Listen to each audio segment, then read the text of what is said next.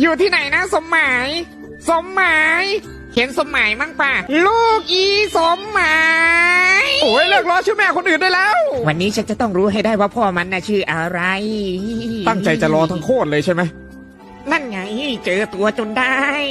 รู้ป่าว่าพ่อมันชื่ออะไร นี่มึงยังไม่เลิกอีกเหรอพวกเรานะควรจะรักกันไว้ไม่ใช่ไปล้อชื่อพ่อแม่เขานะเข้าใจไหม งั้นกูไปถามเองก็ได้ เฮ้ยเดี๋ยวมึงไม่ฟังกูเลย มึงไม่ต้องมาห้ามกูลูกอีต้อย เจ้าเอ้ย เฮ้ยอย่า